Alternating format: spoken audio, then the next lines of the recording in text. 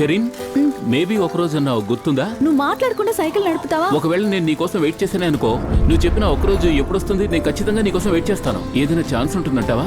నాకు తెలీదు. అయితే ఎస్ అనుకోవచ్చా? షరీన్, ఎస్ అనే అనుకుంటాను. ఓకే, ఎస్ అనే అనుకుంటా. షరీన్!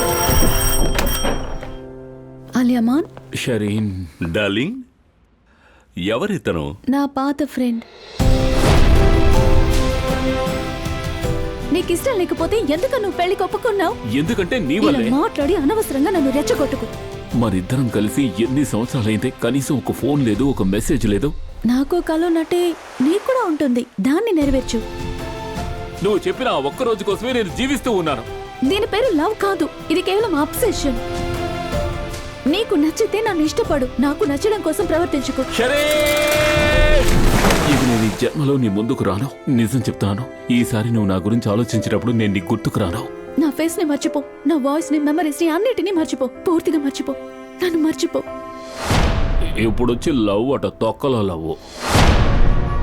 నువ్వు నా పక్కనుంటే నాకు ఇంకేమీ కనిపించదు. ఎటువైపు చూసినా నువ్వే గుర్తుకొస్తున్నావు. నీ ఛాస నా కళ్ళల్లోనూ నా గుండె సవ్వల్లోనూ కనిపిస్తుంది. అది అందరూ వింటున్నారు, ఒక్కరు తప్ప. ఏం చేస్తున్నారు? హక్ చేశా. I love you. నువ్వు నన్ను మధ్యలో వదిలేసి వెళ్ళవని నాకు తెలుసు. నువ్వు చేసిన తప్పుని నువ్వు అర్థం చేసుకోలేదంటే నువ్వు అస్సలు ఎప్పటికీ బ్రతకలేవు. డిసప్పాయింట్మెంట్ ఒకరిని హర్ట్ చేయదు, మనం వదులుకున్న సంతోషాలే మనల్ని బాధ పెడతాయని డాస్టాయెవ్స్కీ చెప్పారు. Ne zaman patlar